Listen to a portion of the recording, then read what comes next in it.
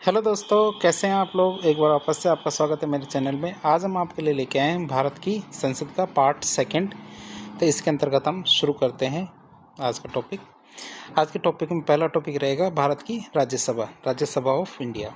तो राज्यसभा की बात करें तो राज्यसभा का उल्लेख संविधान के भाग 5 और अनुच्छेद 80 में किया गया है। राज्यसभा क्या है? विधायिका का अंग या भाग है। हमारे राज्यसभा क्या है? विधायिका का अंग या भाग है।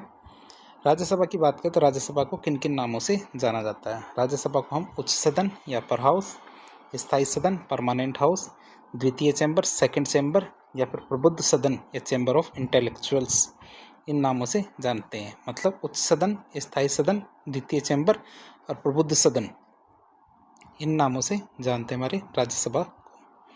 राज्यसभा की बात करें तो राज्यसभा का जो राज्यसभा नाम है, कि राज्यसभा को राज्यसभा नाम कब पड़ा? ये नाम हमारे 1954 में रखा गया था।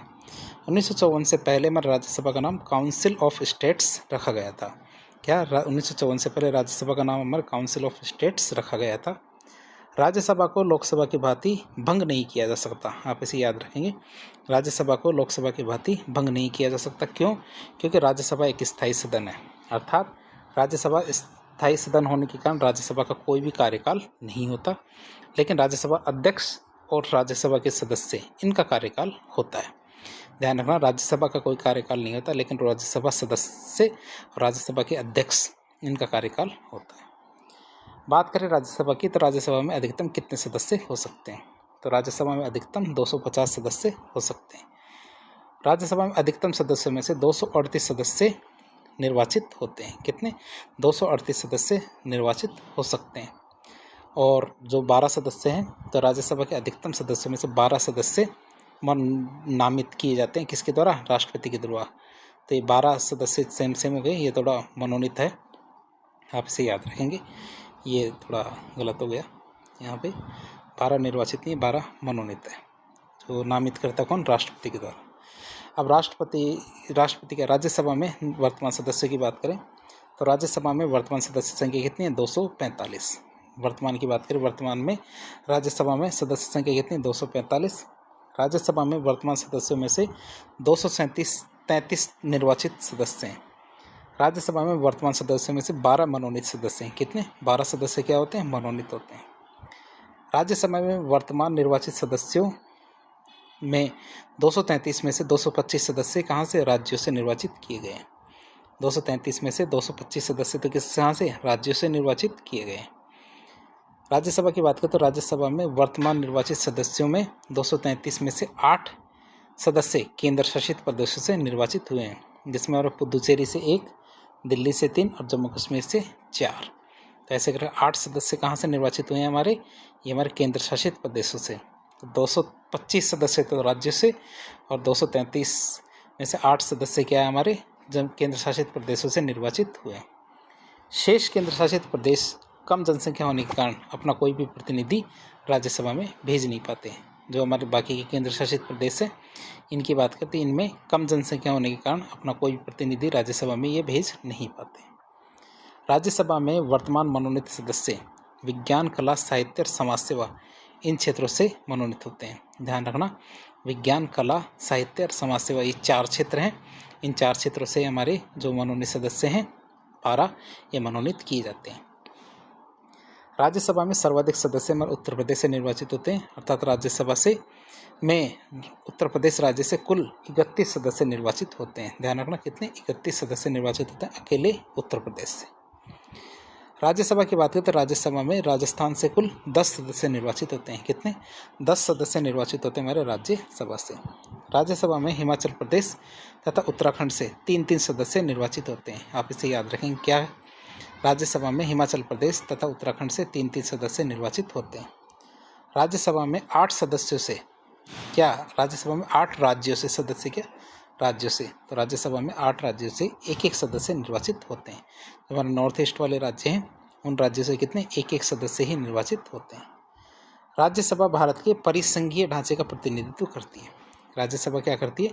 भारत के परिसंघीय ढांचे का प्रतिनिधित्व करती है, लेकिन लेकिन सभी राज्यों को राज्यसभा में समान प्रतिनिधित्व नहीं दिया जाता है। क्या? राज्यसभा भारत के परिसंघीय ढांचे का प्रतिनिधित्व करती है, लेकिन सभी राज्यों को राज्यसभा में समान प्रतिनिधित्व नहीं दिया गया है। जैसा कि हमारे अमेरिका की सीनेट में प्रत्येक राज्य को कितने राज्य हैं हमारे अमेरिका में 50 राज्य हैं, तो 50 राज्यों में प्रत्येक राज्य से 2 प्रतिनिधि आते हैं, जबकि भारत में ऐसा नहीं है। भारत में प्रतिनिधित्व जनसंख्या के आधार पर दिया गया है। किसके आधार पर दिया गया है? जनसंख्या के आधार पर प्रतिनिधित्व दिया गया है। अब हम देखेंगे राज्यसभा के सदस्यों का निर्वाचन किस तरह से किया जाता है। तो उसकी बात करें, राज्यसभा के सदस्यों के निर्वाचन की बात करें तो राज्यसभा सदस्यों का निर्वाचन अप्रत्यक्ष रूप से होता है। कैसे होता है? अप्रत्यक्ष रूप से हमारे राज्यसभा के सदस्यों का निर्वाचन किया जाता है। राज्यसभा निर्वाचन मंडल में, जो राज्यसभा का निर्वाचन मंडल है, उसमें राज्यों के विधानसभा के निर्वाचित सदस्य शामिल होते हैं। क्या? राज्य के जो विधानसभा है, विधानसभा के जो निर्वाचित सदस्य शामिल होते हैं, मनोनीत नहीं। राज्यसभा के सदस्यों का निर्वाचन आनुपातिक प्रतिनिधित्व पद्धति तथा एकल संक्रमणीय मत प्रणाली के द्वारा करवाया जाता है। तो आप इसे याद रखेंगे, जो राज्यसभा के सदस्यों का निर्वाचन आनुपातिक प्रतिनिधित्व पद्धति तथा एकल संक्रमणीय मत प्रणाली के आधार पर करवाया जाता है। अब राज्यसभा के सदस्यों का कार्यकाल की बात करें। राज्यसभा के सदस्यों का कार्यकाल कितना? 6 वर्ष का होता है। राज्यसभा के सदस्यों का कार्यकाल 6 वर्ष होता है, लेकिन इसका उल्लेख भारत के संविधान में कहीं भी नहीं किया गया है। प्रत्येक 2 वर्ष के पश्चात राज्यसभा के 1/3 सदस्य सेवानिवृत्त या रिटायर हो जाते हैं। आप इसे ध्यान रखेंगे, प्रत्येक 2 वर्ष के पश्चात राज्यसभा के 1/3 सदस्य सेवानिवृत्त हो जाते हैं। अब बात करेंगे राज्यसभा के सभापति की। अब हम देख रहे हैं राज्यसभा के सभापति के बारे में, चेयरमैन ऑफ राज्यसभा। तो भारत का उपराष्ट्रपति होगा, वो राज्यसभा का पदेन सभापति होता है। जो भारत का उपराष्ट्रपति होता है वही क्या होता है? राज्यसभा का पदेन सभापति होता है। आप इसे याद रखेंगे कि राज्यसभा का सभापति अपना त्यागपत्र किसे देता है? राष्ट्रपति को। आप इसे भी याद रखेंगे। यदि राज्यसभा में सभापति और उपसभापति दोनों के ही पद रिक्त हैं, क्या राज्यसभा में सभापति और उपसभापति दोनों के ही पद रिक्त हों, तो राष्ट्रपति अस्थायी सभापति नियुक्त करता है। तो राष्ट्रपति क्या करता है? अस्थायी सभापति की नियुक्ति कर देता है। वर्तमान में राज्यसभा का सभापति उपराष्ट्रपति कौन है? हमारे जगदीप धनखड़ साहब है। आप इसे याद रखेंगे। उपराष्ट्रपति महोदय कौन है? हमारे जगदीप धनखड़ साहब। अब आते हैं हमारे राज्यसभा के सभापति उपसभापति के वेतन। क्या राज्यसभा का सभापति या उपसभापति के वेतन की बात करें तो भारत के संविधान के अनुच्छेद 97 के अनुसार, के अनुसार राज्यसभा के सभापति और उपसभापति के वेतन और भत्ते भारत की संचित निधि से दिए जाते हैं। कि राज्यसभा के सभापति और उपसभापति के वेतन और भत्ते कहाँ से दिए जाते हैं? भारत के संचित निधि से दिए जाते हैं। राज्यसभा के सभापति की शक्तियों के बारे में बात करें, पावर्स की बात करें, तो पावर्स की क्या बात है? राज्यसभा सभापति राज्यसभा की बैठकों की अध्यक्षता करता है। क्या राज्यसभा सभापति क्या करता है? राज्यसभा की बैठकों की अध्यक्षता करता है। राज्यसभा सभापति का कार्य राज्यसभा के नियमों को लागू करवाना और अनुशासन बनाए रखना है। क्या राज्यसभा सभापति का कार्य राज्यसभा के नियमों को लागू करवाना और अनुशासन बनाए रखना है। यदि राज्यसभा में बराबर मत की स्थिति हो, मतलब पक्ष और विपक्ष दोनों के मतों की स्थिति बराबर हो, तो राज्य सभापति अपना निर्णायक मत या कास्टिंग वोट दे सकता है। तो क्या हो सकता है? कास्टिंग वोट दिया जा सकता है। सभापति राज्यसभा के सदस्यों के दल बदल का निर्णय भी लेता है। क्या सभापति क्या करता है? राज्यसभा के जो सदस्य हैं उनके दल बदल पर निर्णय लेने का कार्य भी सभापति के द्वारा ही किया जाता है। सभापति राज्यसभा के सदस्यों का त्यागपत्र स्वीकार करता है। सभापति क्या करता है? राज्यसभा के सदस्यों का त्यागपत्र स्वीकार करता है। सभापति जो क्या है, जो राज्यसभा सभापति राज्यसभा की समितियों के अध्यक्ष की नियुक्ति भी करता है। राज्यसभा का सभापति क्या करता है? राज्यसभा की जो समितियां हैं उनके अध्यक्षों की नियुक्ति करने का कार्य भी करता है। अब हम देखेंगे राज्यसभा के सभी सभापति के पास कौन कौन सी शक्तियां नहीं हैं, तो उनके बारे में बात करें। राज्यसभा के सभापति की कौन कौन सी शक्तियां नहीं हैं, तो लोकसभा और राज्यसभा की संयुक्त बैठकों की अध्यक्षता लोकसभा का अध्यक्ष करता है। आप इसे याद रखेंगे। लोकसभा और राज्यसभा की जो संयुक्त बैठकें हैं इनकी अध्यक्षता कौन करता है? लोकसभा का अध्यक्ष करता है, और राज्यसभा का सभापति नहीं करता है। फिर दूसरी बात आती है, कोई भी विधेयक धन विधेयक है या नहीं, इसका निर्णय भी हमारा लोकसभा अध्यक्ष करता है। राज्यसभा का सभापति इस चीज़ का निर्णय नहीं करता है कि कोई भी विधेयक धन विधेयक है या नहीं। फिर आता है अंतर्राष्ट्रीय मंचों पर, कि जितने भी अंतर्राष्ट्रीय मंच होंगे तो अंतर्राष्ट्रीय मंचों पर संसदीय प्रतिनिधि मंडल का नेतृत्व हमारे लोकसभा अध्यक्ष के द्वारा ही किया जाता है।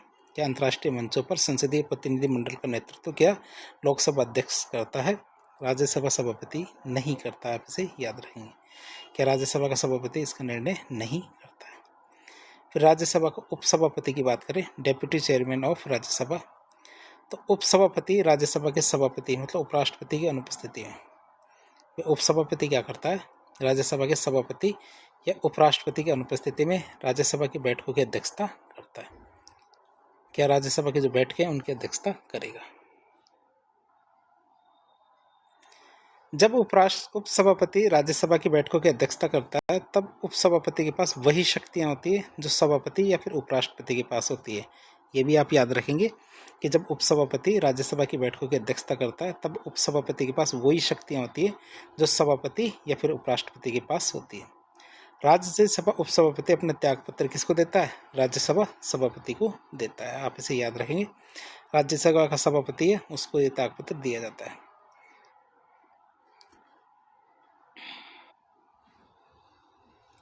बात करें वर्तमान में राज्यसभा का उपसभापति कौन है, हमारे हरिवंश राय नारायण है, जेडीए पार्टी के हैं, तो वो हमारे वर्तमान में राज्यसभा के उपसभापति हैं। अब हम बात करेंगे राज्यसभा के सदस्यों का पैनल कि राज्यसभा के सदस्यों के पैनल की बात करें तो राज्यसभा के सदस्यों के द्वारा क्या सदस्यों का एक पैनल बनाया जाता है। लोकसभा की बात पैनल में सदस्यों की संख्या निश्चित नहीं होती है। जैसे हमारे लोकसभा में 10 सदस्यों का एक पैनल बनता है, वैसे राज्यसभा के जो पैनल है तो पैनल में सदस्यों की संख्या निश्चित नहीं होती है। राज्यसभा का सभापति और उपसभापति की अनुपस्थिति में क्या राज्यसभा सभापति और उपसभापति की अनुपस्थिति में क्या है, हमारे सदस्यों के पैनल का सदस्य ही राज्यसभा की बैठकों की अध्यक्षता करते हैं। अब हम देखेंगे राज्यसभा की जो विशेष शक्तियां हैं उनके बारे में बात करें। राज्यसभा की विशेष शक्तियों के बारे में तो भारत के संविधान के अनुच्छेद 249 के अनुसार राज्य सूची के विषयों पर कानून बनाने की जो राज्यसभा की शक्ति है उसकी बात करें तो राज्यसभा क्या है, 2/3 बहुमत से प्रस्ताव पारित करके, राज्यसभा क्या है 2/3 बहुमत से प्रस्ताव को पारित करके संसद को राज्य सूची के विषयों पर कानून बनाने की अनुमति दे सकती है। ये याद रखेंगे, अनुच्छेद 249 के अनुसार है ये, राज्य सूची के विषयों पर भी कानून बनाने की अनुमति दे सकती है। यदि कानून की समयावधि को बढ़ाना हो तो पूरी प्रक्रिया को दोबारा से दोहराना होगा। जो कानून बनाया है वो कानून की यदि समयावधि को बढ़ाना है तो पूरी प्रक्रिया को दोबारा से दोहराना होगा, मतलब 2/3 बहुमत से ये प्रस्ताव पारित करना होगा। भारत की बात करें तो भारत के संविधान के अनुच्छेद 312 में क्या, अनुच्छेद 312 में अखिल भारतीय सेवाएं मतलब जो ऑल इंडिया सर्विसेज है इनका उल्लेख किया गया है। क्या हमारे जो भारत के संविधान के अनुच्छेद 312 में अखिल भारतीय सेवाओं का उल्लेख किया गया है। तो अखिल भारतीय सेवाएं कौन कौन से, IAS, IPS और IFS, ये 3 सेवाएं हैं। तो इनके रिगार्डिंग कौन कौन सी शक्ति है हमारी राज्यसभा के पास, तो राज्यसभा 2/3 बहुमत से प्रस्ताव पारित करके, राज्यसभा क्या करेगी 2/3 बहुमत से प्रस्ताव पारित करके संसद को नई अखिल भारतीय सेवाओं के सृजन की अनुमति दे सकती है। तो राज्यसभा क्या 2/3 बहुमत से प्रस्ताव पारित करके संसद को नई अखिल भारतीय सेवाओं के सृजन की अनुमति दे सकती है। वर्तमान की बात करें तो वर्तमान में भारत में 3 अखिल भारतीय सेवाएं हैं, जैसे हमारे IAS जिसको पहले ICS भी कहा जाता था 1947 के टर्म पे, IPS जैसे इंडियन पुलिस सर्विसेज, और IFS मतलब 1966 के अंदर इंडियन फॉरेस्ट सर्विस है। ये ध्यान रखना, फॉरेन सर्विस नहीं है, ये फॉरेस्ट सर्विस है। अनुच्छेद 67 के अनुसार देखें तो उपराष्ट्रपति को हटाने का प्रस्ताव पहले राज्य में ही लाया जा सकता है। ये आप ध्यान रखेंगे, अनुच्छेद 67 के अनुसार उपराष्ट्रपति को हटाने का प्रस्ताव सबसे पहले राज्यसभा में ही लाया जा सकता है। ये सबसे खास बात हमारे राज्यसभा की।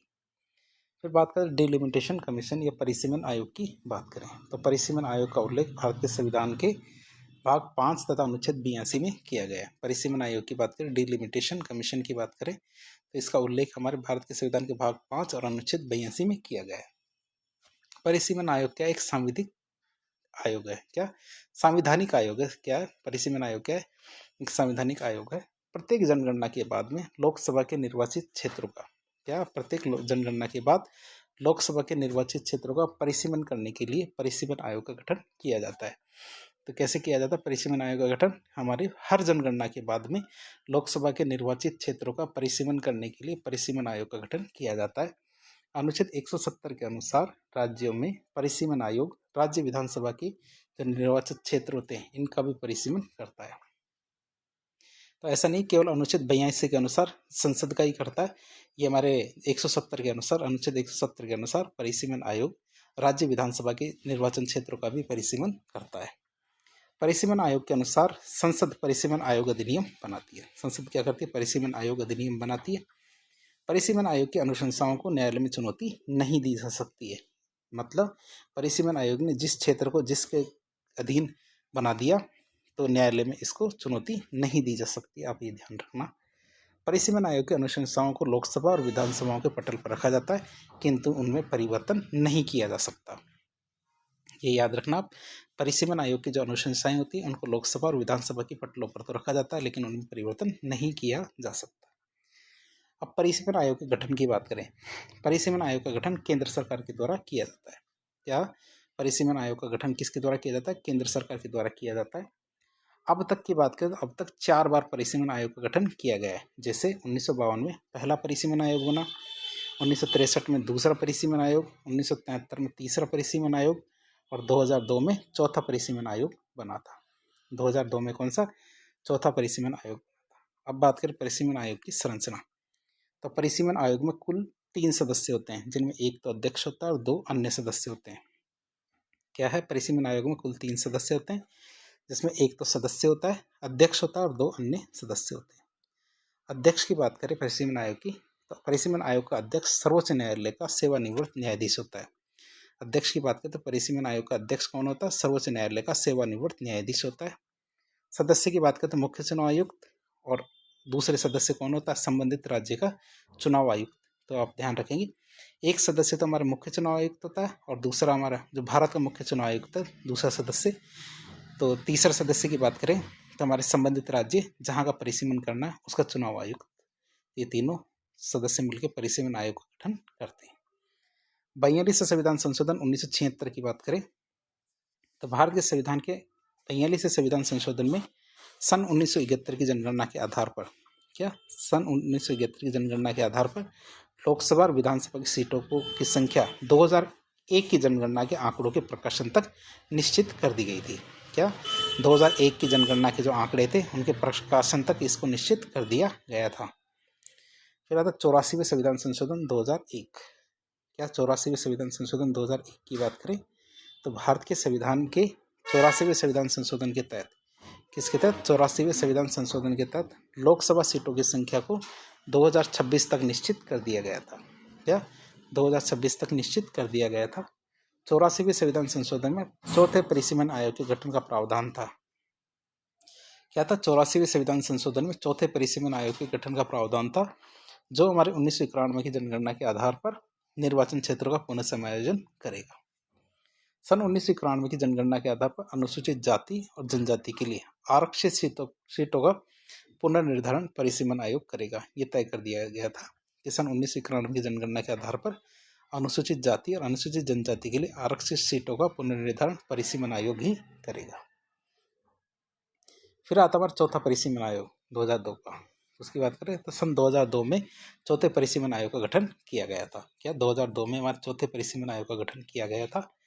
चौथे परिसीमन आयोग के अध्यक्ष थे हमारे जस्टिस कुलदीप सिंह। क्या चौथे आयोग के अध्यक्ष कौन थे? चौथे परिसीमन आयोग के अध्यक्ष हमारे जस्टिस कुलदीप सिंह को बनाया गया था। जस्टिस कुलदीप सिंह की अध्यक्षता में चौथे परिसीमन आयोग ने सन 2008 में 22 राज्यों 2 केंद्र शासित प्रदेशों के लिए सिफारिशें की थी। 22 राज्यों और 2 केंद्र शासित प्रदेशों के लिए सिफारिशें की थी। फिर हमारा एक जम्मू कश्मीर परिसीमन आयोग बना था 2019 के अंदर, हमारे जम्मू कश्मीर परिसीमन आयोग बना था।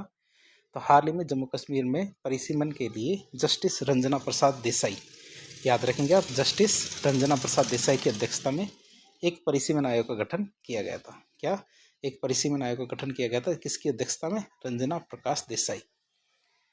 तो जम्मू कश्मीर की लोकसभा सीटों की बात करें तो लोकसभा तो अब रही नहीं, लेकिन अब तो वहाँ विधानसभा रह गई।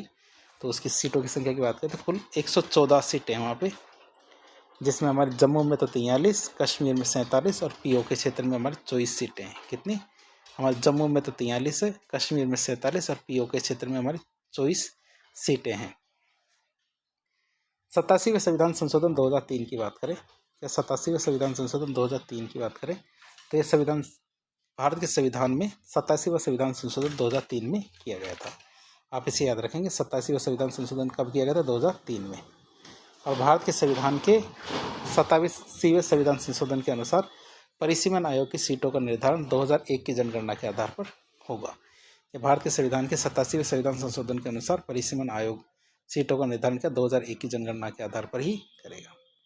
अब बात करते हैं बिल की, जो विधेयक है बिल, उसकी बात करें तो अनुच्छेद 107 में क्या लिखा गया है कि भारत के संविधान के अनुच्छेद 107 में संसद में विधेयक पारित करने की प्रक्रिया का उल्लेख किया गया है। क्या भारत के संविधान के अनुच्छेद 107 में संसद में विधेयक पारित करने की प्रक्रिया का उल्लेख किया गया है। सबसे पहले बात करें विधेयक की, तो विधेयक दो प्रकार के होते हैं। जो हमारे साधारण रूप से विधेयक आते हैं संसद के अंदर, तो साधारण विधेयक हमारे दो प्रकार के होते हैं। एक तो हमारे सरकारी विधेयक होता है, एक होता है हमारा प्राइवेट बिल या फिर निजी विधेयक। एक तो हमारे सरकारी विधेयक होता है और एक क्या होता है? निजी विधेयक। सबसे पहले सरकारी विधेयक की बात करें तो जब कोई विधेयक मंत्री के द्वारा पेश किया जाता है तो विधेयक क्या कहलाता है? सरकारी विधेयक कहलाता है। जब कोई विधेयक क्या मंत्री के द्वारा पेश किया जाता है तो उसे क्या कहते हैं? सरकारी विधेयक कहते हैं। जबकि निजी विधेयक या प्राइवेट बिल किसे कहेंगे?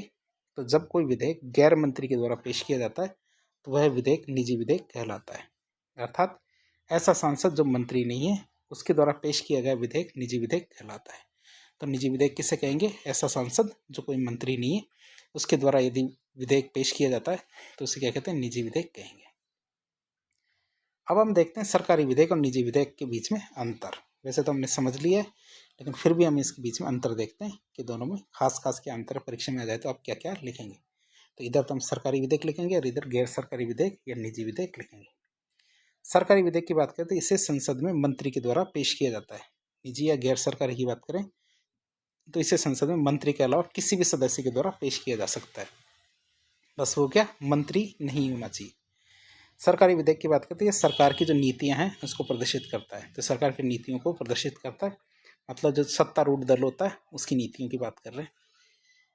निजी की बात करें तो यह सार्वजनिक मामलों पर विपक्षी दल के मंतव्य को प्रदर्शित करता है कि सार्वजनिक मामलों पे जो विपक्षी दल है किस प्रकार से सोचता है, तो इस चीज को दर्शाता है। सरकारी विधेयक की बात करें संसद के द्वारा इसे पारित होने की पूरी उम्मीद होती है कि संसद में ये पूरी तरह से पारित हो जाएगा। दूसरी बात निजी की बात करें तो इसके संसद में पारित होने की कम ही उम्मीद होती है। सरकारी विधेयक की बात करें तो सदन द्वारा अस्वीकृत होने पर सरकार को इस्तीफा देना पड़ सकता है। यदि सदन के अंदर सरकारी विधेयक अस्वीकृत हो जाए तो क्या है? सरकार को इस्तीफा देना पड़ सकता है। जबकि हमारे निजी विधेयक की बात करें तो इसके अस्वीकृत होने पर सरकार पर कोई प्रभाव नहीं पड़ता है। सरकारी विधेयक की बात करें तो सदन में पेश करने के लिए 7 दिनों का नोटिस देना अनिवार्य है। क्या 7 दिनों का नोटिस देना चाहिए? 7 दिनों का नोटिस देने के बाद ही जो हमारा सरकारी विधेयक है वो पेश किया जा सकता है। जबकि हमारा निजी विधेयक की बात करें तो सदन में पेश करने के लिए ऐसे प्रस्ताव के लिए 1 महीने का नोटिस देना पड़ता है पहले, तब जाके ऐसा विधेयक लाया जा सकता है। फिर सरकारी विधेयक की बात करें इससे संबंधित विभाग के द्वारा विधि विभाग के परामर्श से पेश किया जाता है। इसे क्या हमारे जो संबंधित विभाग है जिसके संबंधित विधेयक आया उसके द्वारा विधि विभाग के परामर्श से पेश किया जाता है। जबकि हमारे निजी विधेयक की बात करते हैं इसका निर्माण संबंधित सदस्य की खुद की जिम्मेदारी होती है। सारे प्रावधानों को तय करना किसकी जिम्मेदारी होती है? सदस्य की। तो इस तरह हमने निजी और सार्वजनिक, निजी और जो हमारे गैर सरकारी विधेयक है उनमें अंतर देखा। अब हम देखेंगे विधेयक पारित करने की प्रक्रिया कि विधेयक किस प्रकार से पारित होते हैं। तो संसद में विधेयक को 3 चरणों में पारित किया जाता है। विधेयक को क्या संसद में 3 चरणों में पारित किया जाता है। पहले होता है प्रथम वाचन फर्स्ट रीडिंग, फिर होता है सेकंड रीडिंग तो द्वितीय वाचन, और तीसरा होता है हमारा तृतीय वाचन या थर्ड रीडिंग। पहला आता हमारा प्रथम वाचन। तो फर्स्ट रीडिंग की बात करें, फर्स्ट रीडिंग की बात करें हम तो प्रथम वाचन जिसे कहते हैं, तो विधेयक के प्रथम वाचन में विधेयक का सामान्य परिचय दिया जाता है। इसके दौरान क्या किया जाता है? प्रथम वाचन में विधेयक का सामान्य परिचय दिया जाता है। विधेयक के प्रथम वाचन के समय विधेयक पर चर्चा नहीं होती है, ना ही इसमें कोई संशोधन किया जाता है। तो विधेयक के प्रथम वाचन के समय विधेयक पर चर्चा नहीं की होती है, ना ही संशोधन होता है। यदि विधेयक गजट में प्रकाशित हो चुका है तो उसे ही प्रथम पाठन मान लिया जाता है। जो हमारा भारतीय गजट है उसमें यदि जो विधेयक है उसका ड्राफ्ट को प्रकाशित कर दिया गया है तो उसे प्रथम पाठन मान लिया जाता है। और गजट क्या होता है? एक सरकारी समाचार पत्र होता है, उसे गजट कहते हैं। फिर आता है हमारे सेकंड वाचन। ये द्वितीय वाचन की बात करें, सेकंड रीडिंग की बात करें, तो हमारे विधेयक के द्वितीय वाचन में 3 उपचरण होते हैं। कितने? 3 उपचरण होते हैं, आप इसे याद रखेंगे। विधेयक के द्वितीय वाचन में 3 उपचरण होते हैं। जैसे पहला आता है हमारा सामान्य चर्चा, जनरल डिस्कशन। दूसरा आता है हमारे समिति स्तर पे, कमेटी स्टेज। तीसरा आता है विचार विमर्श स्तर। तो इस तरह में द्वितीय स्तर पे या द्वितीय वाचन में क्या 3 स्तर होते हैं। पहला आता है हमारा जनरल डिस्कशन, जो सामान्य चर्चा होती है, उसकी बात करें तो सामान्य चर्चा में विधेयक पर तत्काल चर्चा की जाती है। क्या होता है? सामान्य चर्चा में विधेयक पर तत्काल चर्चा की जाती है या चर्चा के लिए कोई अन्य दिन निर्धारित किया जाता है। तो क्या होता है? सामान्य चर्चा में विधेयक पर तत्काल चर्चा की जाती है, यह चर्चा के लिए कोई अन्य दिन निर्धारित किया जाता है। सामान्य चर्चा के दौरान विधेयक प्रवर समिति को सौंपा जाता है। क्या होता है? सामान्य चर्चा के दौरान विधेयक प्रवर समिति या सेलेक्ट कमेटी को सौंप दिया जाता है। विधेयक क्या संयुक्त समिति को सौंपा जाता है। क्या हमारे विधेयक संयुक्त समिति को सौंपा जाता है और जनता की राय जानने के लिए समाचार पत्रों में प्रकाशित करवाया जाता है। क्या जनता की राय जानने के लिए कि विधेयक पर जनता की क्या राय है, ये जानने के लिए समाचार पत्रों में विधेयक को छपवाया जाता है, प्रकाशित करवाया जाता है। दूसरा स्तर आता है हमारे समिति स्तर, कमेटी स्टेज। समिति स्तर में विधेयक को खंडों में विभाजित किया जाता है। क्या किया जाता है? समिति स्तर में विधेयक को खंडों में विभाजित किया जाता है। समिति क्या प्रत्येक खंड पर विस्तार से चर्चा करती है। समिति क्या करती है? प्रत्येक खंड पर विस्तार से चर्चा करती है तथा यथासंभव यथा आवश्यक संशोधन भी करती है। तीसरा स्तर आता है हमारे विधेयक पर विचार विमर्श स्तर। जो कंसिडरेशन स्टेज होती है उसकी बात करें तो विचार विमर्श स्तर में सदन प्रत्येक खंड पर विस्तार से चर्चा करता है। विचार विमर्श स्तर में क्या होता है? सदन प्रत्येक खंड पर विस्तार से चर्चा करता है। इस दौरान सदन यथा आवश्यक संशोधन भी करता है। प्रत्येक भाग को सदन मतदान के द्वारा पारित करता है। प्रत्येक भाग को क्या सदन मतदान के द्वारा पारित करता है, आप इसे याद रखेंगे। फिर आता हमारा तृतीय वाचन है थर्ड रीडिंग। थर्ड रीडिंग की बात करें हम तो विधेयक के तृतीय वाचन में समग्र विधेयक पर क्या विधेयक के पक्ष और विपक्ष में चर्चा की जाती है। विधेयक के तृतीय वाचन में समग्र विधेयक पर विधेयक के पक्ष और विपक्ष में चर्चा की जाती है। तृतीय वाचन में विधेयक में संशोधन नहीं किया जा सकता है। क्या है? तृतीय वाचन में विधेयक में संशोधन नहीं किया जा सकता है, लेकिन व्याकरण की अशुद्धियों की दूर किया जा सकता है। जो व्याकरण की अशुद्धियां होती है उनको तो दूर कर ही सकते हैं। तृतीय वाचन में मतदान कर विधेयक को पारित किया जाता है। जो तृतीय वाचन होता है तो तृतीय वाचन मतदान करके विधेयक को पारित किया जाता है। संसद के पहले सदन में पारित होने के बाद विधेयक को दूसरे सदन में भेजा जाता है। जब एक सदन में विधेयक पारित हो जाता है उसके बाद क्या विधेयक को दूसरे सदन में भेजा जाता है। अब बात करें विधेयक के संबंध में अन्य तथ्य कौन कौन से। संसद के दूसरे सदन में ही यही प्रक्रिया अपनाई जाती है। जो मैंने प्रथम रीडिंग, द्वितीय रीडिंग, थर्ड रीडिंग, तीनों चीजें तीनों स्तर पर ये चर्चा की जाती है दोनों सदनों में। संसद का दूसरा सदन अधिकतम 6 महीने तक किसी विधेयक को रोक के रख सकता है। मतलब जितनी भी कार्रवाई करनी है दूसरे पार्ट को या दूसरे सदन को, तो वो सारे कार्य के उन्हें 6 महीने के अंदर अंदर कर लेने होंगे।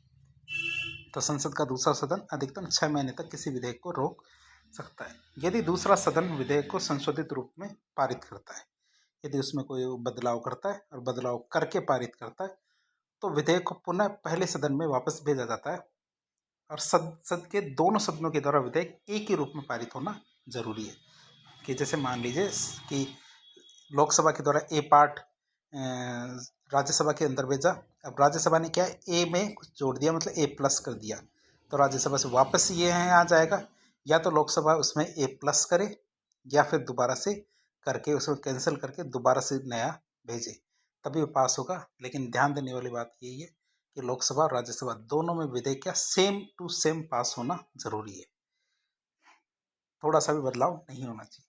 दोनों सदनों में पारित होने के बाद विधेयक को राष्ट्रपति की स्वीकृति के लिए भेज दिया जाता है। जब दोनों सदनों में वो पारित हो जाता है तो पारित होने के बाद राष्ट्रपति की स्वीकृति के लिए उसे भेज दिया जाता है। फिर आता है अनुच्छेद 108। अनुच्छेद 108 की बात करें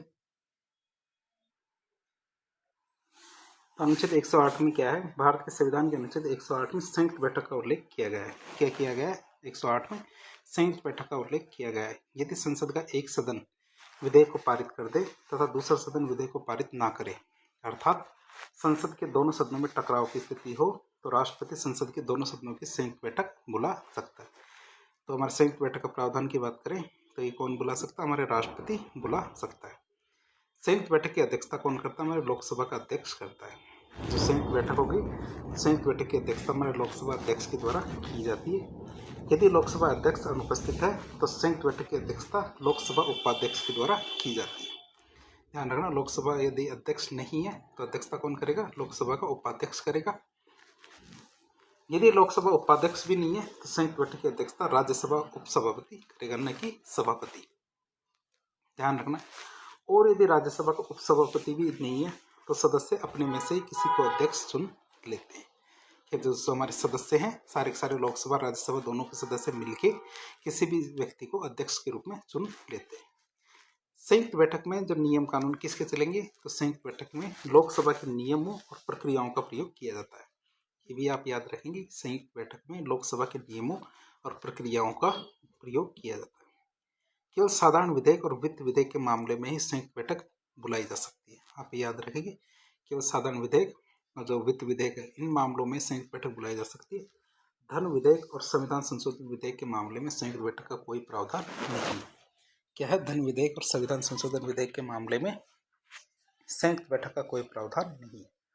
बात करें अब तक ऐसा हुआ है क्या? तो भारत में अब तक कुल 3 बार ही संयुक्त बैठक बुलाई गई है। कितनी बार? 3 बार ही संयुक्त बैठक बुलाई गई है। तो तीनों की बात करें, पहली, दूसरी, तीसरी की, तो पहली संयुक्त बैठक हमारे 1962 में बुलाई गई थी। तो भारत में पहली संयुक्त बैठक सन 1962 में बुलाई गई थी। पहली संयुक्त बैठक हमारे दहेज प्रतिषेध अधिनियम 1961 के लिए बुलाई गई थी। किसके लिए?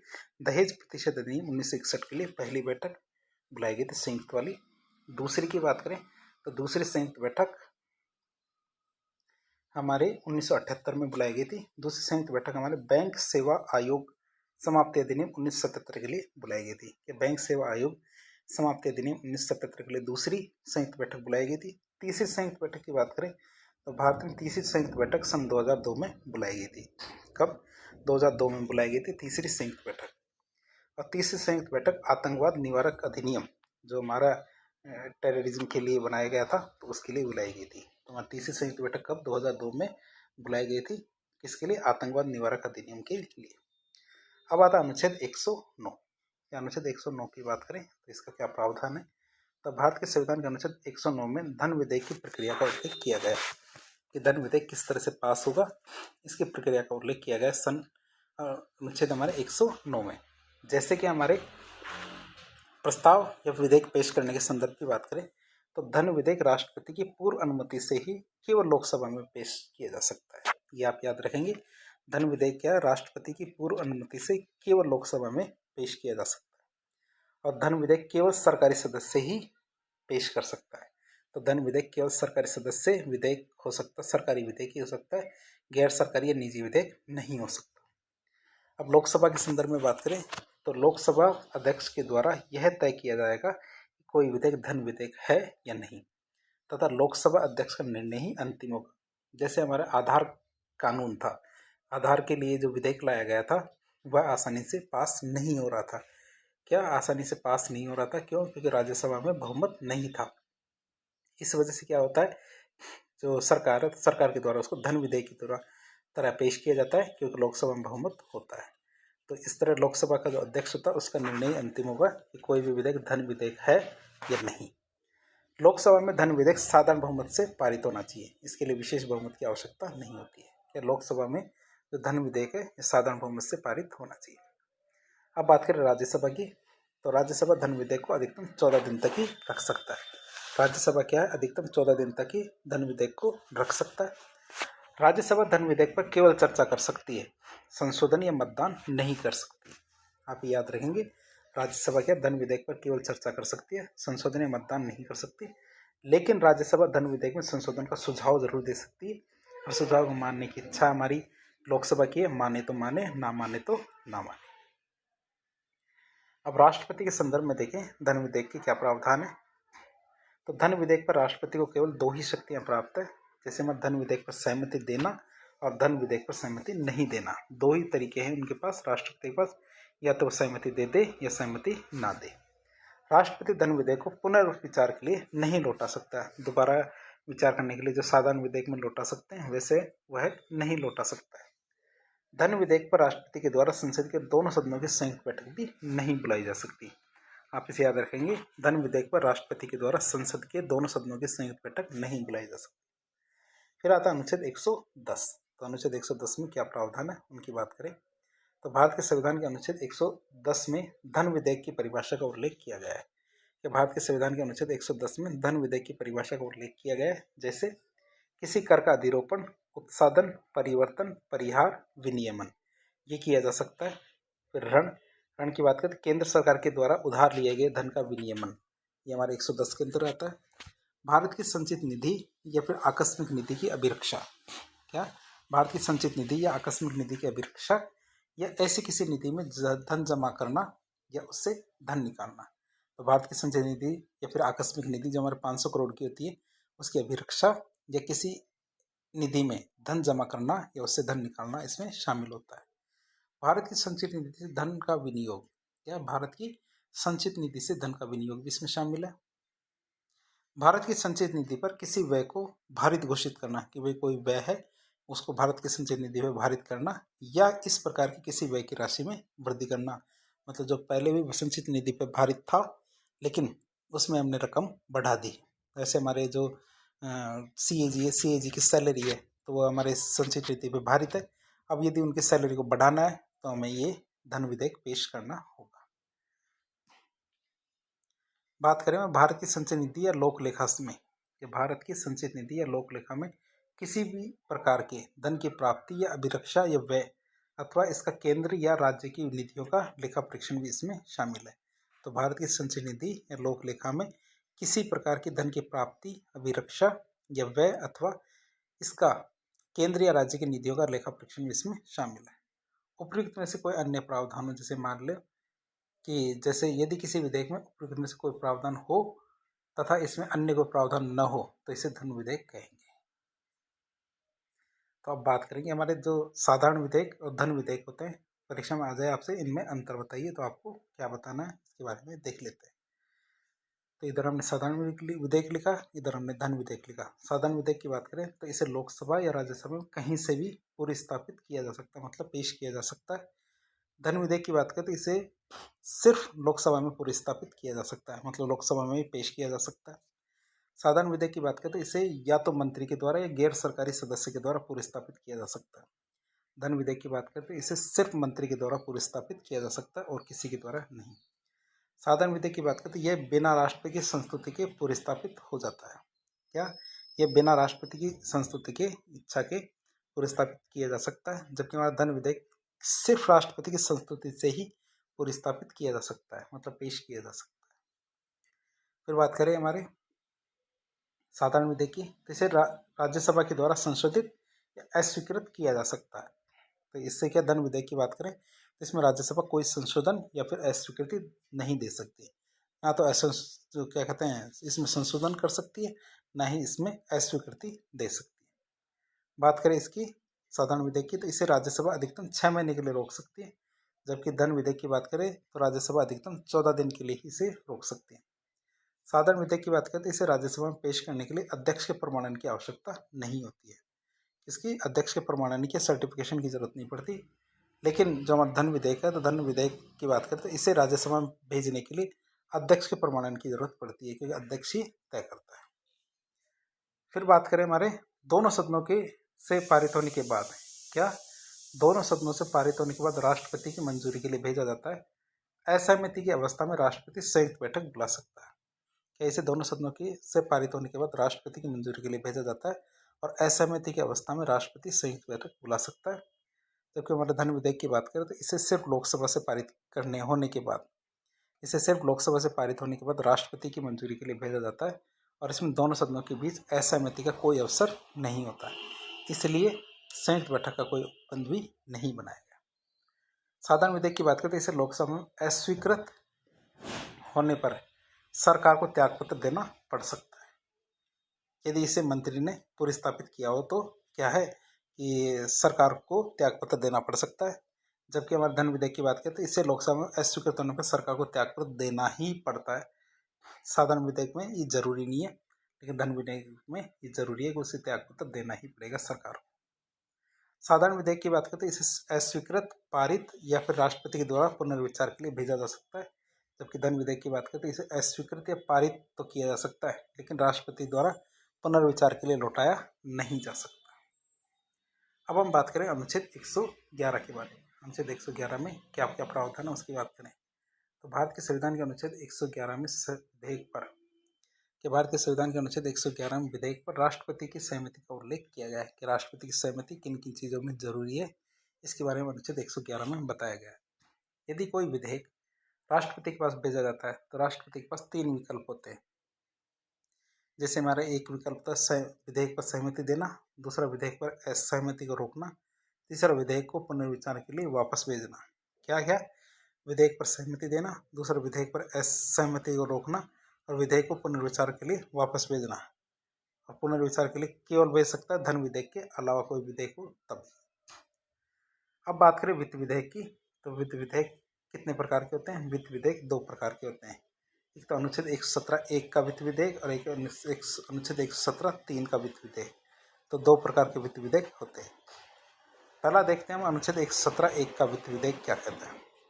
भारत के संविधान के अनुच्छेद 117(1) के अनुसार यदि किसी विधेयक में अनुच्छेद 110 के प्रावधानों के साथ साथ क्या है, अनुच्छेद 117(1) के अनुसार यदि किसी विधेयक में अनुच्छेद 110 के प्रावधानों के साथ साथ अन्य प्रावधान भी हो तो उसे हम क्या कहते हैं? वित्त विधेयक कहते हैं। अन्य प्रावधान होंगे तो उसे वित्त विधेयक कहेंगे। अनुच्छेद 117 के वित्त विधेयक की प्रक्रिया की बात करें तो प्रस्ताव या विधेयक पेश करने के संदर्भ की बात करें तो वित्त विधेयक केवल लोकसभा में पेश किया जा सकता है। आप इसे याद रखेंगे, वित्त विधेयक क्या है? केवल लोकसभा में पेश किया जा सकता है। दूसरी बात, वित्त विधेयक सरकारी सदस्य विधेयक होना चाहिए और वित्त विधेयक पर राष्ट्रपति की पूर्व अनुमति की आवश्यकता होती है। तो ये तीनों चीज़ें याद रखेंगे कि वित्त विधेयक केवल लोकसभा में पेश किया जा सकता है, वित्त विधेयक सरकारी सदस्य विधेयक होता है और वित्त विधेयक पर राष्ट्रपति की पूर्व अनुमति की आवश्यकता होती है। अब लोकसभा के संदर्भ में देखें तो कोई विधेयक धन विधेयक है या नहीं, इसका निर्धारण लोकसभा अध्यक्ष के द्वारा किया जाता है। क्या होता है? कोई विधेयक धन विधेयक है या नहीं, इसका निर्धारण कौन करता है? लोकसभा अध्यक्ष के द्वारा किया जाता है। यदि लोकसभा अध्यक्ष किसी धन विधेयक को धन विधेयक ना माने तो वह वित्त विधेयक माना जाएगा। यदि लोकसभा अध्यक्ष धन विधेयक नहीं मानता है तो उसे वित्त विधेयक माना जाएगा।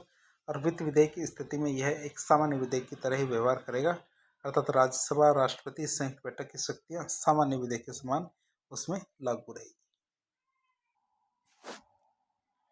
अब आगे बात करेंगे अनुच्छेद 117(3) का वित्त विधेयक है उसके बारे में। 117(3) अनुच्छेद के अंदर वित्त विधेयक के बारे में क्या क्या बताया गया है उसकी बात करें तो हम भारत के संविधान के अनुच्छेद 117(3) के अनुसार यदि किसी विधेयक में अनुच्छेद 110 का कोई प्रावधान नहीं हो, क्या है? यदि किसी विधेयक में अनुच्छेद 110 का कोई प्रावधान नहीं हो लेकिन संचित निधि से संबंधित अन्य कोई प्रावधान हो तो उसे वित्त विधेयक कहेंगे। तो उसे हम क्या कहेंगे? उसे वित्त विधेयक कहेंगे। अनुच्छेद 117(3) के वित्त विधेयक को किसी भी सदन में पेश किया जा सकता है। क्या? अनुच्छेद 117(3) के वित्त विधेयक को किसी भी सदन में पेश किया जा सकता है। इसे राष्ट्रपति की पूर्व अनुमति की आवश्यकता नहीं होती है। इसे क्या? राष्ट्रपति की पूर्व अनुमति की आवश्यकता नहीं होती, लेकिन राष्ट्रपति की अनुशंसा के बाद सदन इस पर चर्चा कर सकता है। कि राष्ट्रपति की अनुशंसा के बाद क्या सदन इस पर चर्चा कर सकता है। अन्य पूरी प्रक्रिया सामान्य या साधारण विधेयक के समान ही होती है। जैसे हमारा साधारण विधेयक होता है उसी की तरह इसमें आगे की प्रक्रिया होती है। अब हम देखेंगे लोकसभा के भंग हो जाने पर किसी विधेयक पर क्या प्रभाव पड़ता है। यदि बीच में लोकसभा भंग हो जाए तो विधेयक पर क्या प्रभाव पड़ेगा देखें। यदि विधेयक लोकसभा के संपर्क में आया हुआ है, जस्ट आया ही है तो और लोकसभा भंग हो जाती है तो वह विधेयक भी अपने आप ही समाप्त हो जाएगा। कि कोई विधेयक लोकसभा में आया है और आते ही लोकसभा भंग हो गई तो विधेयक भी समाप्त हो जाएगा। यदि कोई विधेयक प्रत्यक्ष या अप्रत्यक्ष रूप से राष्ट्रपति के संपर्क में आया हुआ है तो वह विधेयक समाप्त नहीं होगा। क्यों? क्योंकि उसके राष्ट्रपति के पास वह लोकसभा राज्यसभा दोनों से पास होने के बाद पहुंचा है तो विधेयक समाप्त नहीं होगा। यदि कोई विधेयक लोकसभा में पेश किया जाता है और लोकसभा में विचाराधीन है, या लोकसभा में पेश किया लोकसभा में विचाराधीन है, तो दोबारा से देखें, यदि कोई विधेयक लोकसभा में पेश किया जाता है और लोकसभा में विचाराधीन है तो लोकसभा के भंग होने के साथ ही विधेयक समाप्त हो जाएगा। यदि विधेयक लोकसभा में पारित हो गया और राज्यसभा में विचाराधीन है तो लोकसभा के भंग होने के साथ ही विधेयक समाप्त हो जाएगा। तो ये भी इसके प्रावधान है कि यदि विधेयक क्या लोकसभा से पारित हो गया और राज्यसभा में विचाराधीन है तो लोकसभा भंग होने के साथ ही विधेयक भी समाप्त हो जाएगा। लेकिन यदि कोई विधेयक राज्यसभा में पेश किया गया है, कहाँ राज्यसभा में पेश किया गया कोई विधेयक है और उस पर अभी विचार चल रहा है, तो लोकसभा के भंग होने के साथ विधेयक समाप्त नहीं होगा। ये भी आप याद रखेंगे कि कोई भी विधेयक है जो लोकसभा के बजाय राज्यसभा में पेश किया गया और उस पर अभी विचार राज्यसभा में चल ही रहा है, तो लोकसभा के भंग होने से उस विधेयक पर कोई फर्क नहीं पड़ता, विधेयक समाप्त नहीं माना जाएगा। फिर बात करें यदि विधेयक हमारे राज्यसभा में पेश किया गया था और पारित कर दिया गया, क्या राज्यसभा में पेश किया गया और राज्यसभा में पारित कर दिया गया, किंतु अभी लोकसभा में भेजा नहीं गया है, क्या लोकसभा में अभी तक उसको भेजा नहीं गया है, तो लोकसभा के भंग होने पर विधेयक समाप्त नहीं होगा। और राज्यसभा के द्वारा पारित विधेयक यदि लोकसभा में विचाराधीन है तो लोकसभा के भंग होने पर विधेयक समाप्त अपने आप ही हो जाएगा, कि लोकसभा यदि भंग होती है तो विधेयक भी समाप्त हो जाएगा। यदि विधेयक राष्ट्रपति के पास विचाराधीन है, यदि विधेयक क्या राष्ट्रपति के पास विचाराधीन है या फिर पुनर्विचार के लिए वापस लौटाया गया है या फिर विधेयक पर संयुक्त बैठक बुलाई जा चुकी है, तो विधेयक समाप्त नहीं होगा। ये याद रखेंगे आप, यदि विधेयक राष्ट्रपति के पास विचाराधीन है या पुनर्विचार के लिए वापस लौटाया गया है या विधेयक पर संयुक्त बैठक बुलाई जा चुकी है, तो विधेयक समाप्त नहीं होगा। यदि विधेयक लोकसभा में पारित हो चुका है या तथा राज्यसभा में विचाराधीन है तो लोकसभा के सत्रावसान पर विधेयक समाप्त नहीं होगा। इसके आगे हम देखते हैं जो वार्षिक वित्तीय विवरण या बजट के बारे में। अगला टॉपिक रहेगा हमारा वार्षिक वित्तीय विवरण या बजट। वार्षिक वित्तीय विवरण को बजट कहा जाता है। वार्षिक वित्तीय विवरण के लिए सामान्यतः बजट शब्द का उपयोग किया जाता है। हम बजट को हिंदी में क्या कहते हैं, वार्षिक वित्तीय विवरण। भारत के संविधान में बजट का कोई शब्द का कोई उल्लेख नहीं किया गया, कहीं भी हमारे बजट शब्द का उल्लेख नहीं किया गया। बजट के स्थान पर संविधान में क्या है, वार्षिक वित्तीय विवरण शब्द का उपयोग किया गया है। हमारे क्या बजट के स्थान पर संविधान में वार्षिक वित्तीय विवरण शब्द का उपयोग किया गया है। वित्त मंत्री राष्ट्रपति की ओर से बजट पेश करता है। वित्त मंत्री क्या करता है, राष्ट्रपति की ओर से बजट पेश करता है। बजट पेश करने के बाद बजट क्या 24 विभागीय समितियों को सौंप दिया जाता है। क्या है, बजट पेश करने के बाद बजट क्या 24 विभागीय समितियों को सौंप दिया जाता है। 24 विभागीय समितियों को सौंपने के बाद अनुदान की मांगे पेश की जाती है। क्या 24 विभागीय समितियों को सौंपने के बाद अनुदान की मांगे पेश की जाती है। मांगे पेश करने के बाद विपक्ष कटौती का प्रस्ताव लाता है। मांगे पेश करने के बाद विपक्ष का कटौती का प्रस्ताव लेके आता है। कटौती प्रस्ताव के बाद अनुदान की मांगे पारित कर दी जाती है। क्या है, कटौती प्रस्ताव के बाद अनुदान की मांगे पारित कर दी जाती है। अनुदान की मांगे पारित होने के बाद विनियोग विधेयक पेश किया जाता है। क्या होता है, अनुदान की मांगे पारित होने के बाद विनियोग विधेयक पेश किया जाता है। अब विनियोग विधेयक की बात करें तो विनियोग विधेयक 2 भागों में पेश किया जाता है। क्या है, हमारे विनियोग विधेयक 2 भागों में पेश किया जाता है।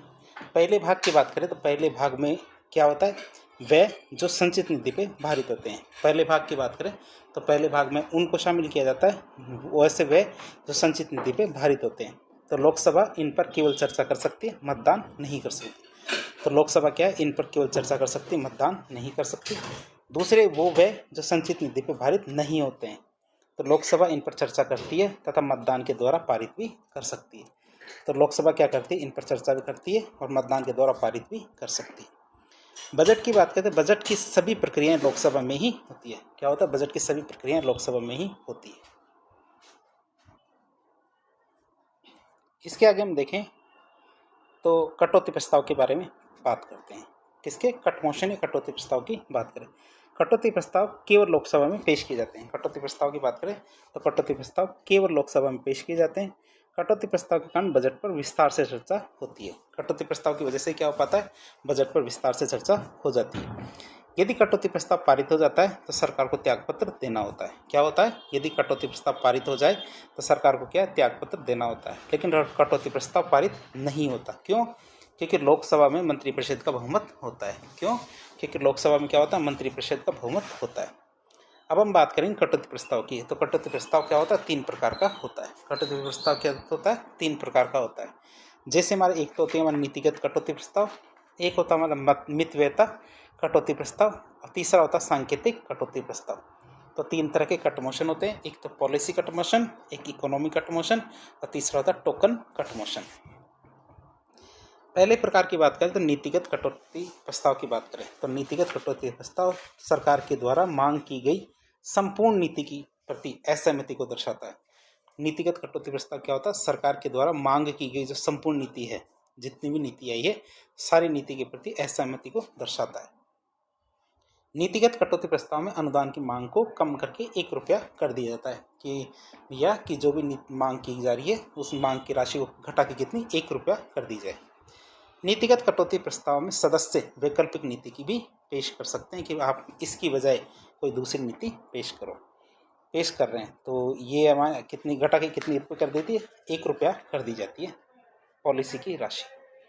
दूसरा था मितव्ययता कटौती प्रस्ताव। क्या होता है मितव्ययता कटौती प्रस्ताव की बात करें इकोनॉमी कट मोशन की, तो मितव्ययता कटौती प्रस्ताव में बजट के फिजूल खर्चों को उजागर किया जाता है। क्या होता है मितव्ययता कटौती प्रस्ताव में? क्या होता है बजट के फिजूल खर्चों को उजागर किया जाता है और मितव्ययता पर बल दिया जाता है। क्या होता है मितव्ययता पर बल दिया जाता है इकोनॉमी पर। मितव्ययता कटौती प्रस्ताव में कटौती की राशि निश्चित नहीं है। क्या होता है मितव्ययता कटौती प्रस्ताव में कटौती की राशि निश्चित नहीं है। मितव्ययता कटौती प्रस्ताव में कटौती की राशि का निर्धारण विपक्ष के द्वारा किया जाता है कि विपक्ष तय करता है कितनी राशि कटौती करनी है, किसमें? मितव्ययता कटौती प्रस्ताव। तीसरा प्रस्ताव आता है हमारे सांकेतिक कटौती प्रस्ताव। क्या होता है? सांकेतिक कटौती प्रस्ताव आता है अगला। तो सांकेतिक कटौती प्रस्ताव में सरकार की किसी योजना विशेष की आलोचना की जाती है। कोई खास योजना है सरकार की, तो उस योजना की आलोचना की जाती है और उसमें 100 रुपये की 100 रुपये की कटौती का प्रस्ताव रखा जाता है। क्या 100 रुपये की कटौती का प्रस्ताव रखा जाता है? तो हमने एक 100 रुपये का सिक्का लगाया इसलिए ताकि आपको याद रहे कि 100 रुपये की कटौती का प्रस्ताव रखा जाता है। और पहला कटौती प्रस्ताव क्या है? हमारे जवाहरलाल नेहरू जी के समय आया था, तो हमने जवाहरलाल नेहरू जी का एक 100 रुपये का सिक्का भी इसके अंदर लगा दिया। फिर बात करें भारत की, चलो यहीं तक रखते हैं आज। भारत के संचित निधि पर भारत व्यय अगले पार्ट के अंदर देखेंगे। आज का पार्ट यहीं तक रखते हैं। तो इस प्रकार के इन्फॉर्मेटिव वीडियो देखने के लिए हमारे चैनल से जुड़े। वीडियो जो पसंद आता है तो वीडियो को लाइक करें, चैनल को सब्सक्राइब करें, अपने दोस्तों के साथ शेयर करें। इसका एक पार्ट 3 बनेगा जिसमें हम बाकी की सारी चीज़ें देख लेंगे। धन्यवाद।